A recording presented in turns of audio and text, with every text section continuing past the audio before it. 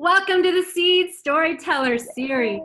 Woo! With my friend, Noeline Kirabo, who is coming to us from Uganda.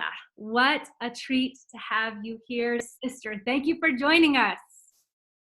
Thank you for having me. Oh, y'all are in for a treat if you do not know what this sister is up to. She is a life coach, a social entrepreneur, founder of an organization called Kyusa that is working and bringing hope, resilience, opportunities to marginalized youth in Uganda. And it's not just what she is doing, but how she is doing it. It inspires me to the core, and that made me want to ask her to share her story, her voice, her hope, her work with us today. So thank you for being with us. Woo! Yay. You ready? Yes, I am. And just a quick context for those of you that don't know what this is a series called Difference Making During the Corona Crisis. And I pulled this together because I happen to have this treasure trove of sisters and brothers around the world that are just doing amazing things, that they are not just doing things, but they are being amazing human beings and among their community, in our world, and really making a difference in tangible ways. And I thought, how can we be informed, inspired, and ignited by these beautiful people amidst what is a crisis for many of us, loss of jobs and money is unstable. There's a lot of unknown right now, a lot of challenge, but there is also a lot of hope and beauty and goodness going on. And I'll tell you this sister is all of those things. So this conversation will last about 45 minutes.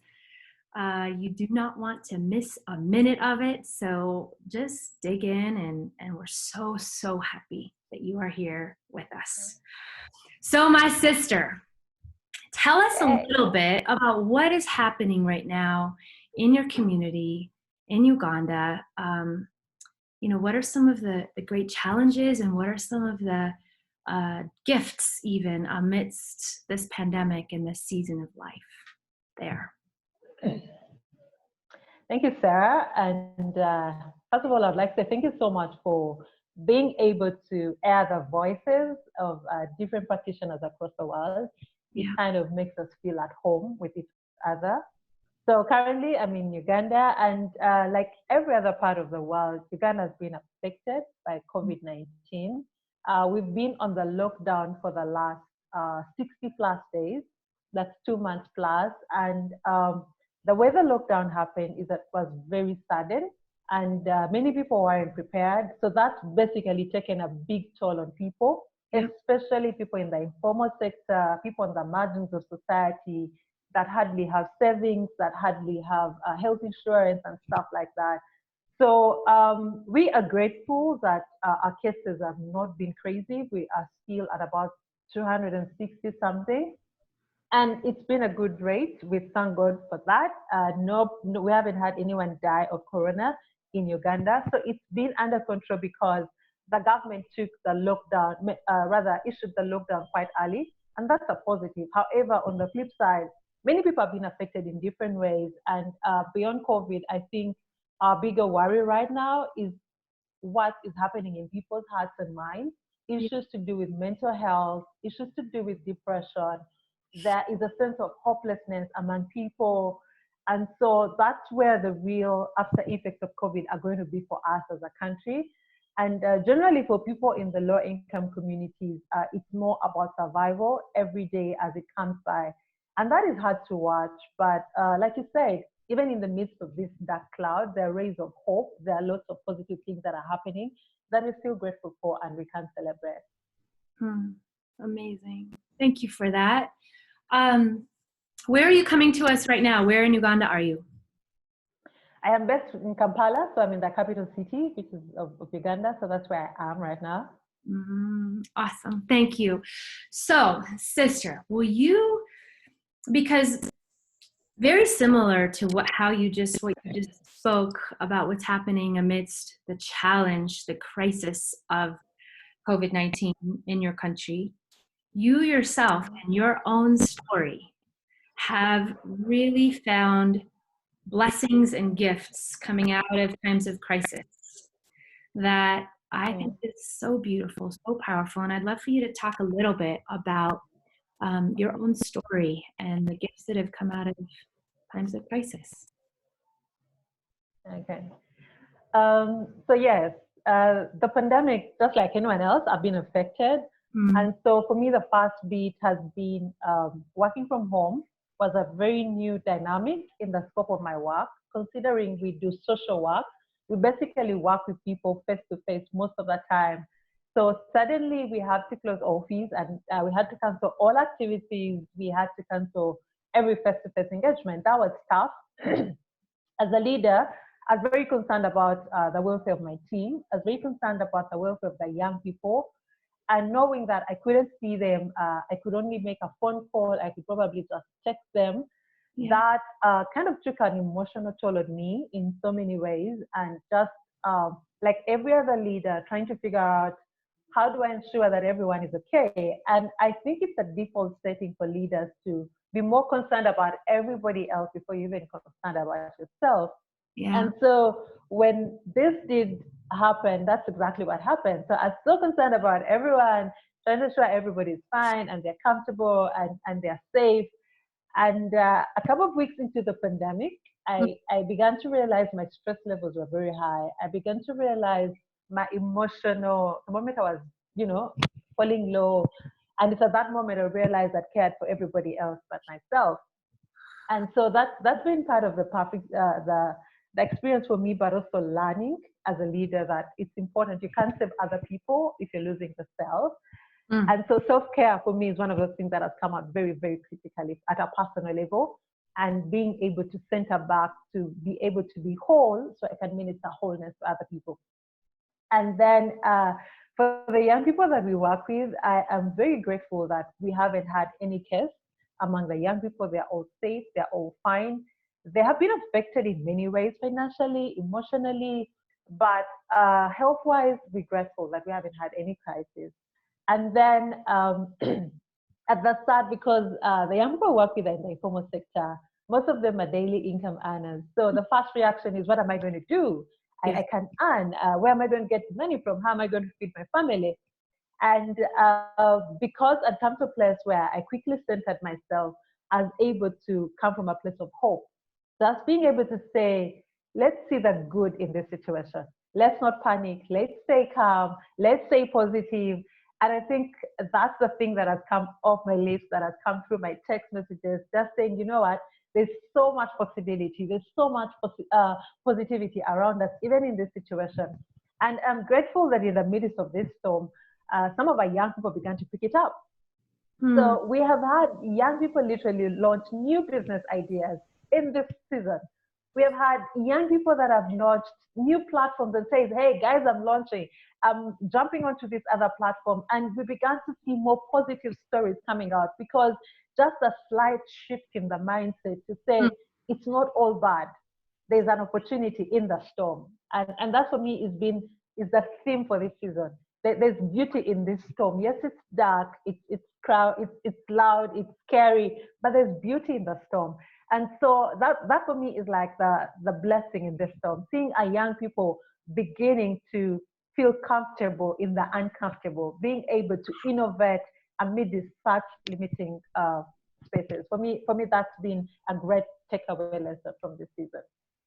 How amazing that these youth are able to, well, I know it's a part of the blessing of having leadership like you, but to find comfort and beauty in the storm and be able to create and launch and collaborate the way they have is quite a thing.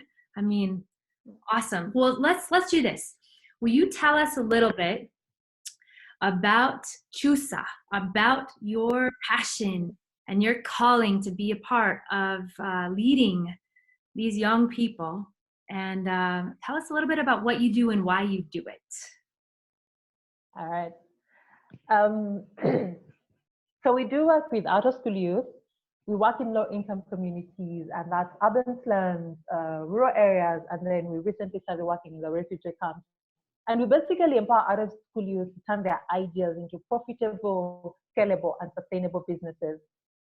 So, sorry, beyond just being able to help young people become financially independent, I personally believe that work is not just a means to financial independence, but a form of self-expression.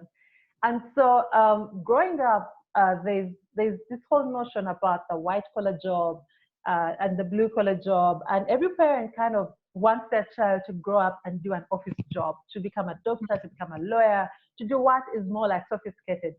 And so I personally was raised by a seamstress.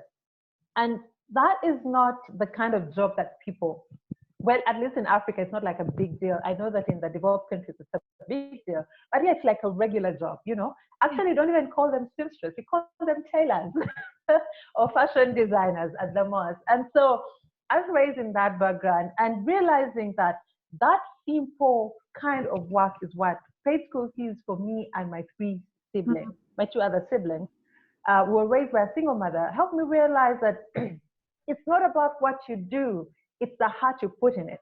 Yeah. And so having watched my mother put her entire heart in designing so many different things, and my mother is a perfectionist in some ways, but I would see her work on a design and undo it because the line is crooked.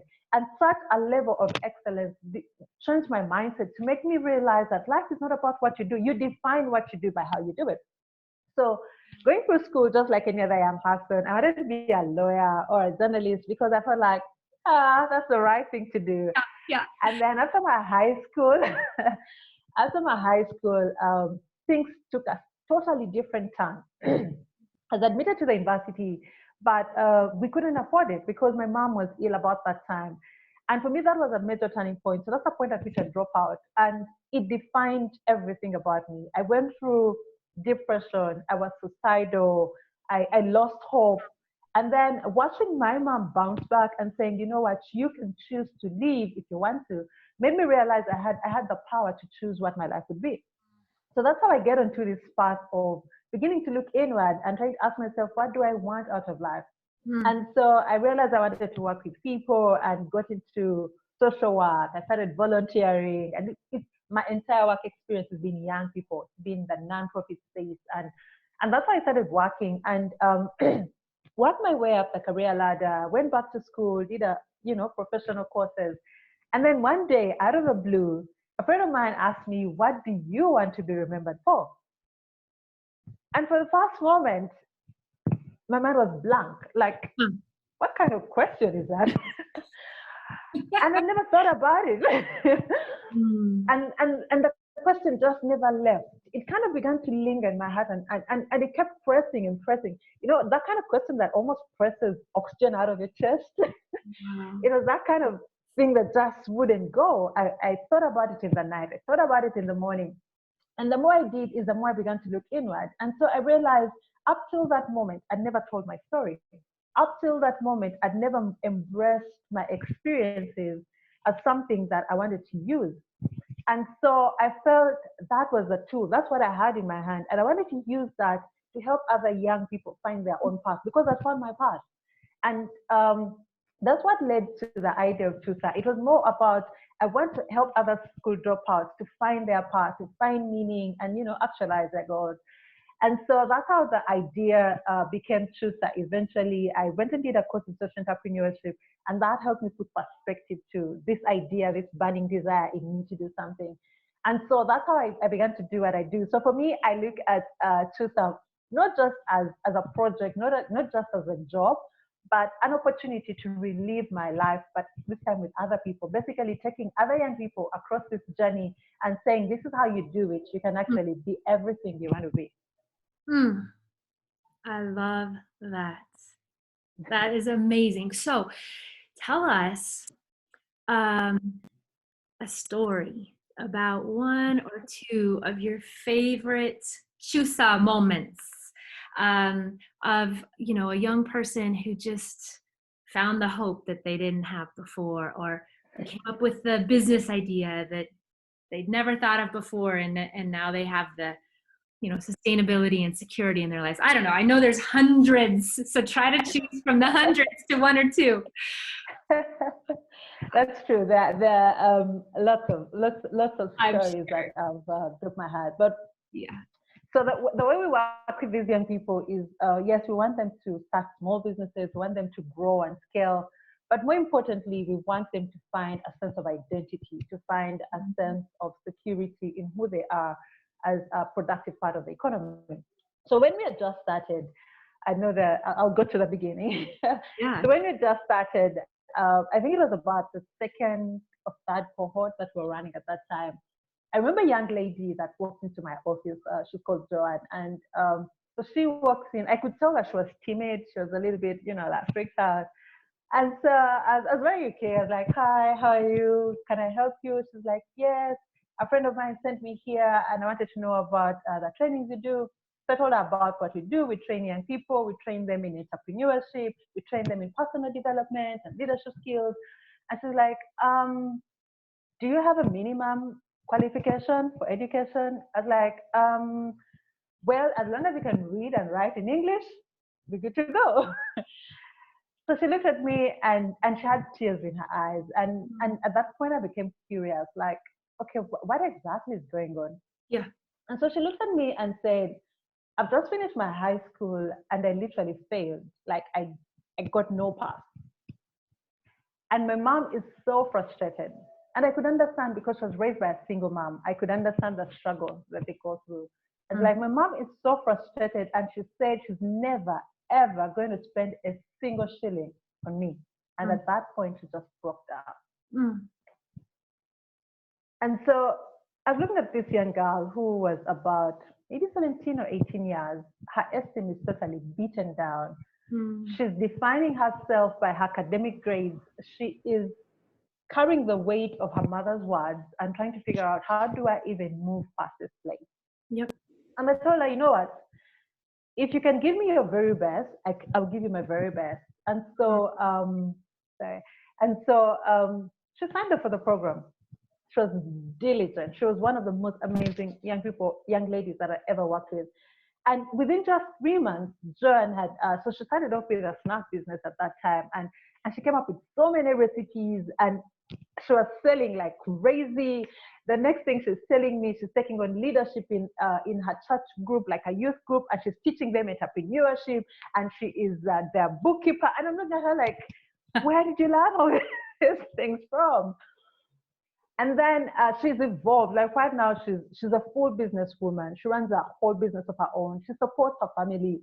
And so her turning moment is one day she walks back into the office and tells me, "You will never believe it." I was like, what happened? Because every time she came, she had a positive story.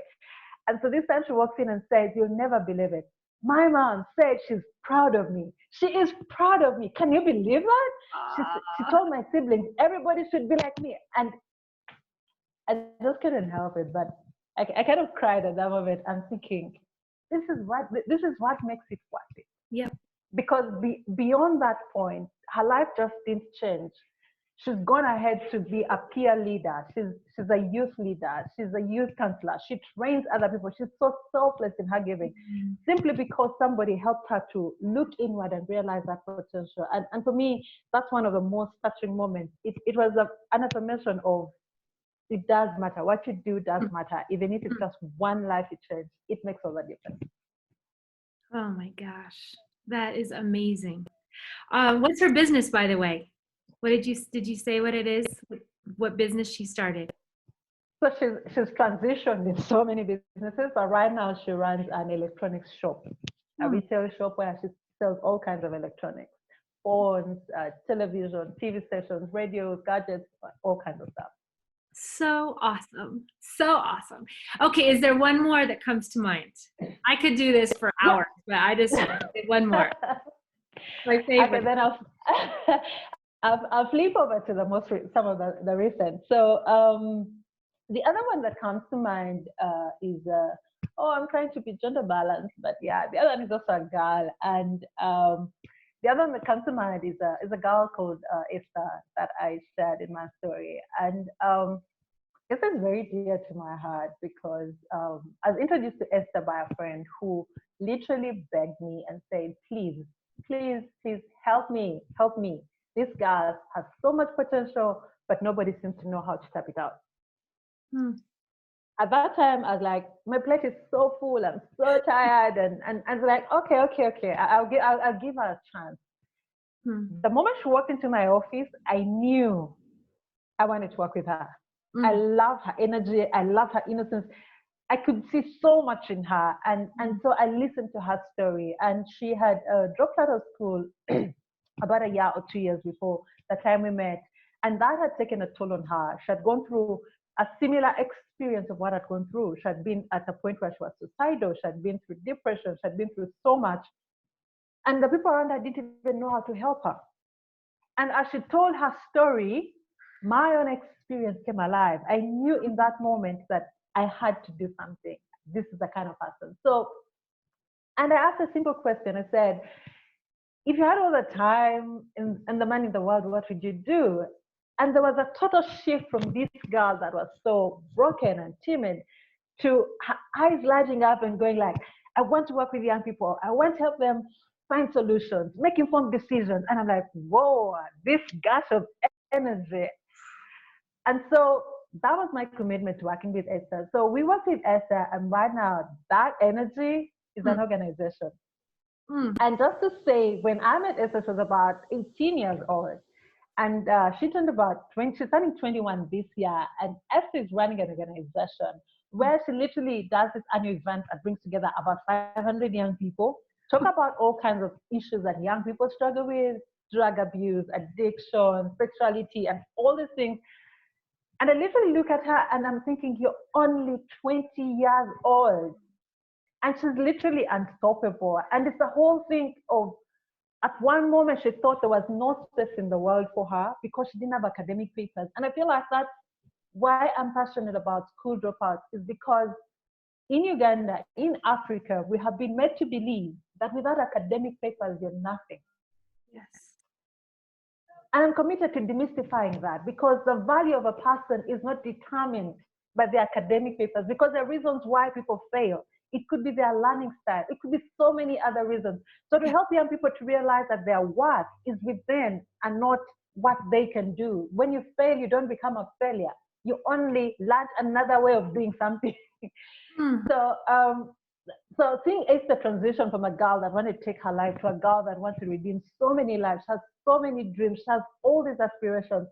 For me, it's that makes it worth waking up every morning, knowing that building dreams doesn't just change one person's life. It changes a whole generation. It changes a whole community. There's no limit to how far young people can go if we can only believe in them and help them repair their wings so they can fly again.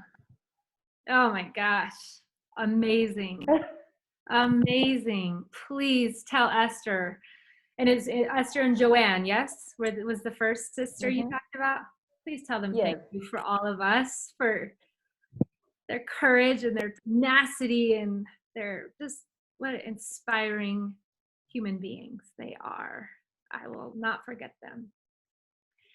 So you taught, the first time I heard about Esther was in your absolutely extraordinary TED Talk, which to all of y'all watching, I have that, there's a link to Noelle's story on the Seeds blog in the write-up.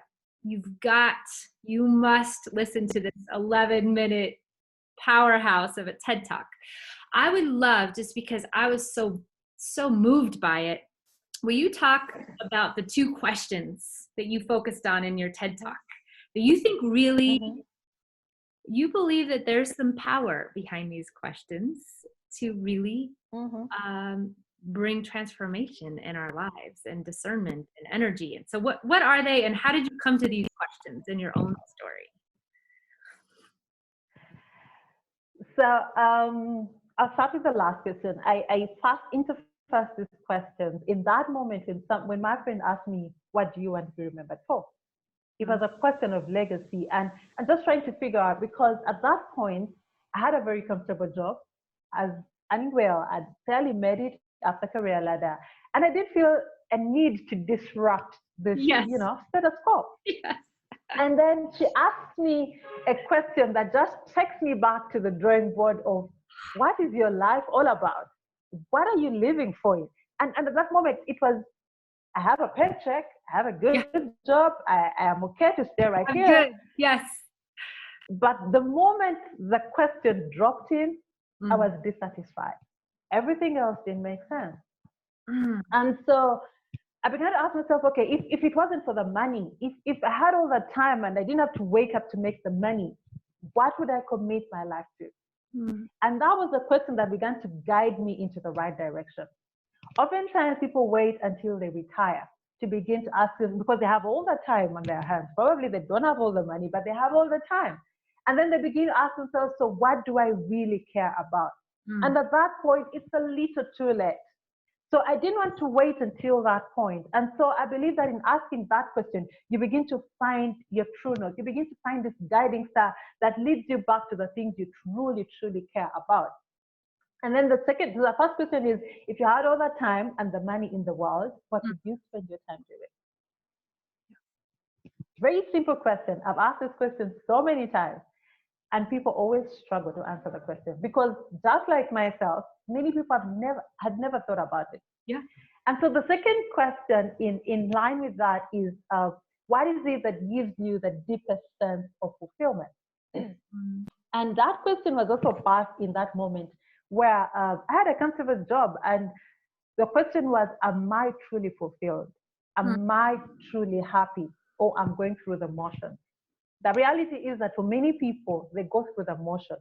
They wake up and go to a job they hate because they need that paycheck. They endure that a space that literally drains life out of them because they need to pay their bills. And I do understand that bit. But in asking yourself, am I truly fulfilled? You begin to uncover your own dissatisfaction. And that dissatisfaction is the energy that begins to propel you to look for deeper sense of meaning. And because at the heart of who we are as human beings is that we want to know that our lives matter. We want to know that we are living significant lives. So minus the bills and all these things, we want to truly be fulfilled. So when we find that thing, when you test fulfillment, I can tell you, Sarah, when you test it, you can never go back. You can never go back. It doesn't matter what the paycheck is.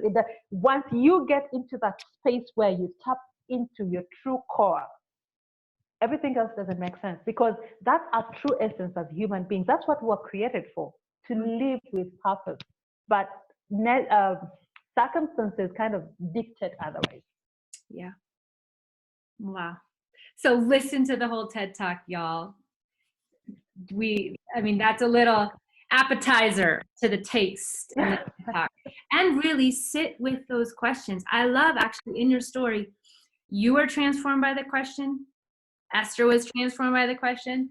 Joanne, one by one. So we'll just add to the list of people transformed by this question.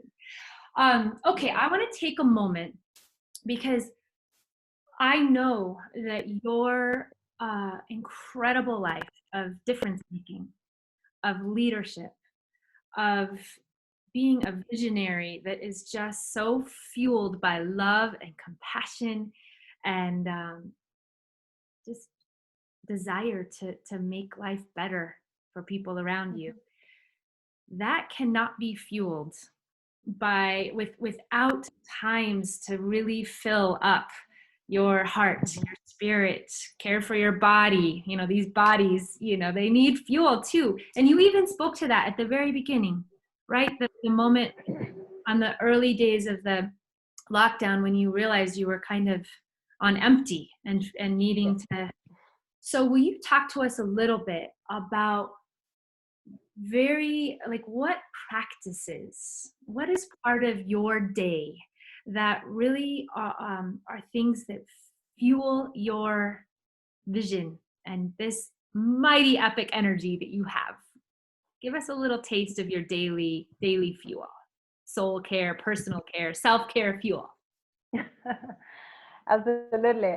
So for my self-care, or what I like to say, what keeps me centered, because it's way beyond self-care. For Yeah. me, it's at the core.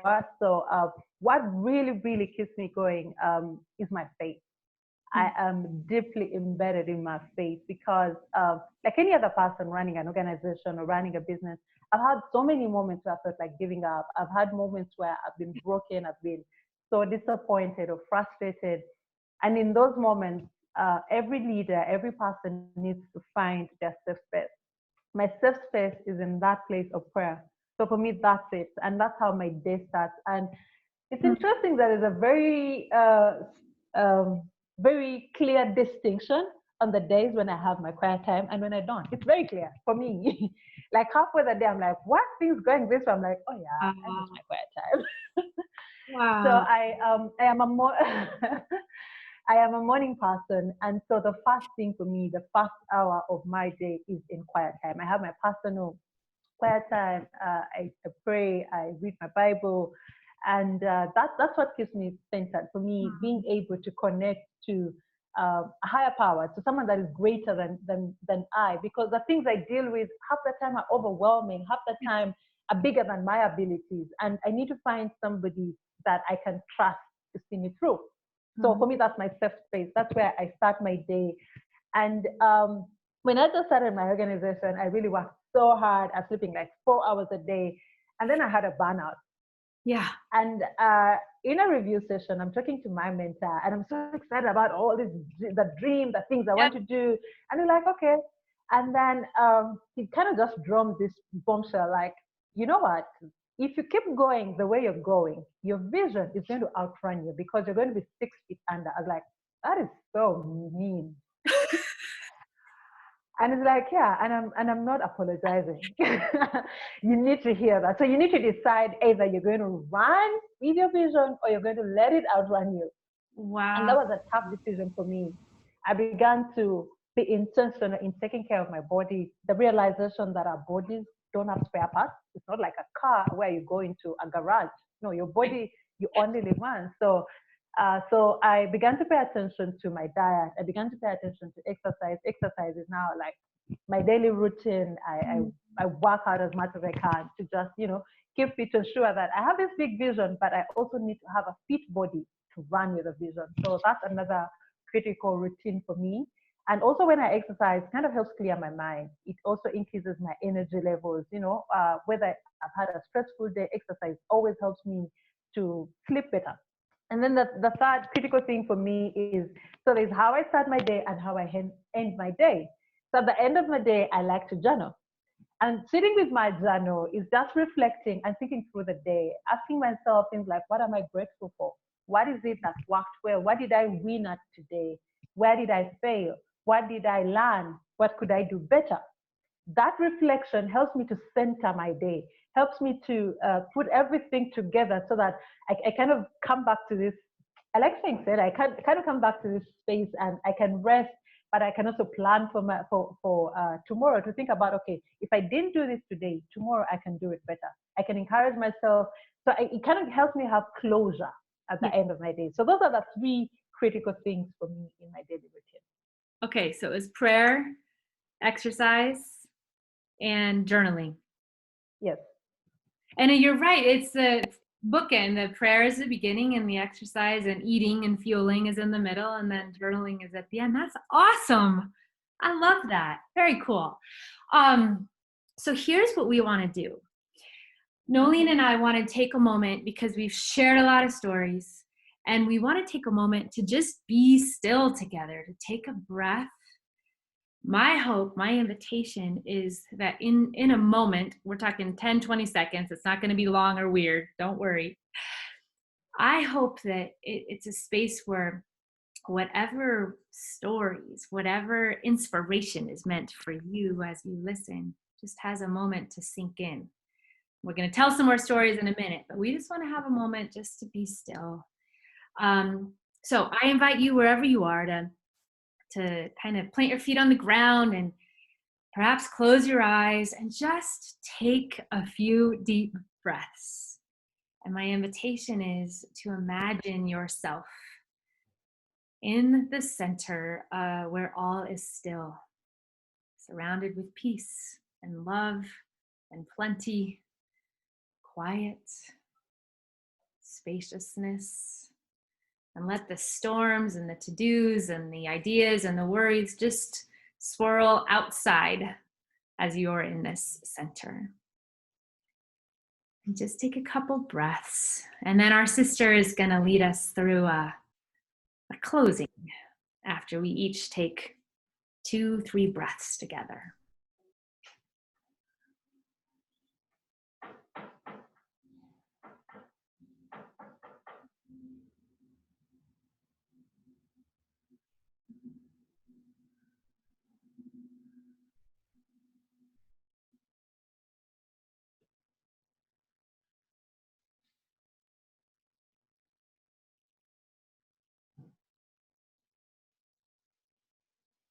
I'll invite us to just reaffirm yourself in this moment and just simple basic statements, but speak it, believe it, and embrace it.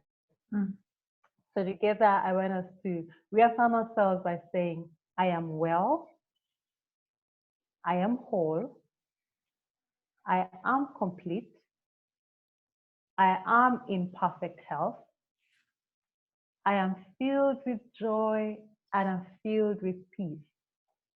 I have everything I need in the moment. I am where I need to be in the moment. And I'm on a good path that gets brighter and brighter by the day. Yes, thank you. That is awesome. What a gift. What a blessing. So y'all, as we kind of out of the soil of that place of stillness, again, the purpose is so that you have some space to be. You have some space to notice. Where do you need to care for yourself? To Noeline's, are you eating well? Are you moving your body enough? What do you need in your life to be well?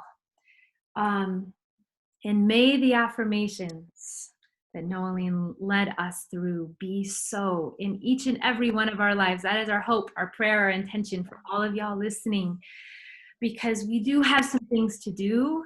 Yes, we have some ways to love and care and serve for each other. Yes, but if we're not fueled by that deep sense of love and belonging and just security inside, we're not going to have, as your mentor said, in the mean/wise way, we are going to burn out, and the work itself is not going to feel joyful and fulfilled.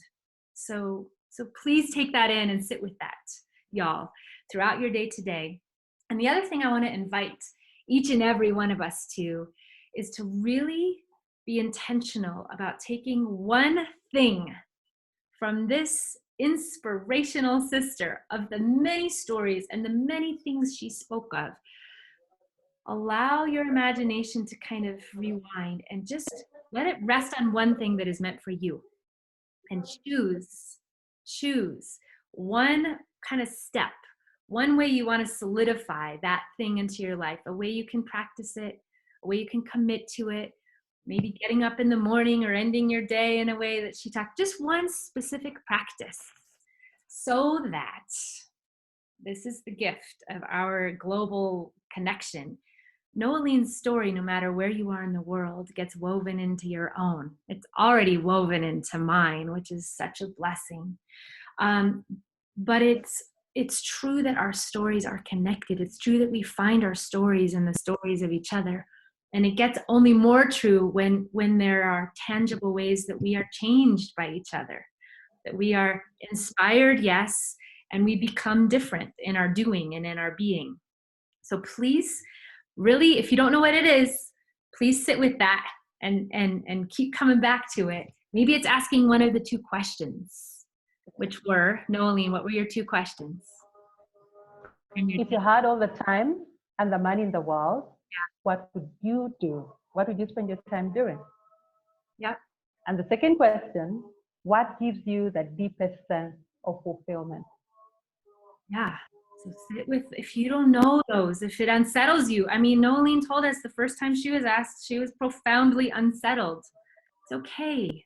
Sometimes we have to be unsettled to be propelled to change and to ask the questions. So please, anyway, share whatever it is that comes to you with one person. Don't go it alone. Be kind of, and actually, Noeline, you spoke to this, there's a power to speaking, to sharing our stories with each other. So share your thing that you are going to do different, that you're going to be different, with one live person, perhaps virtually, but a live person that can remind you and can witness. Is that the call to prayer? Is that the call to prayer in Kampala? Oh, yes. Wow. I was hoping you aren't hearing that.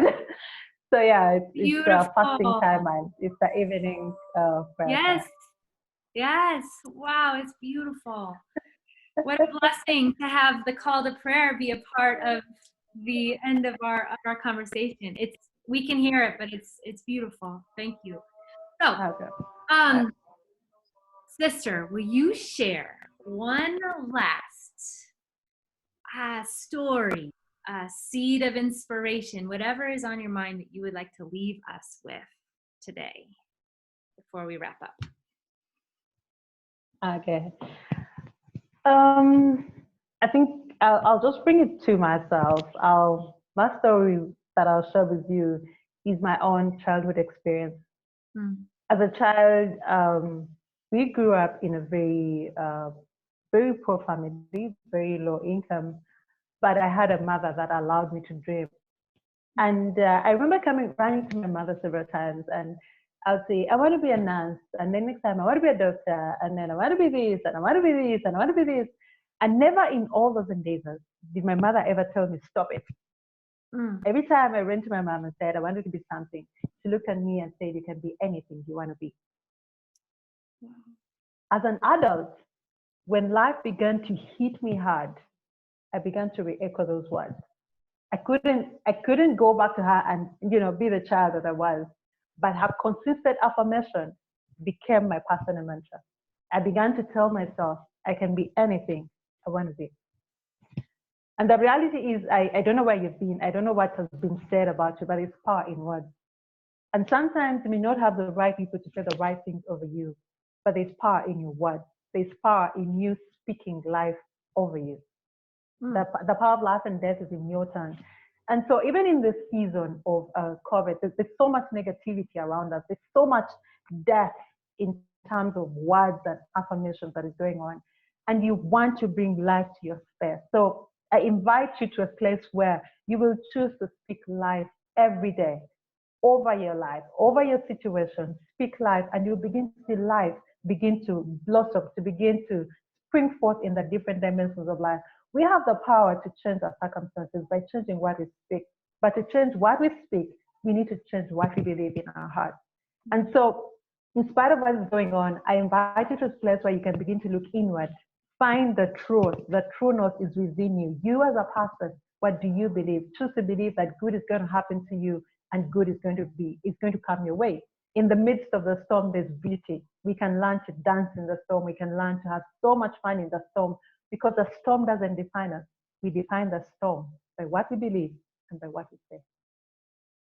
Wow. Thank you. That is amazing.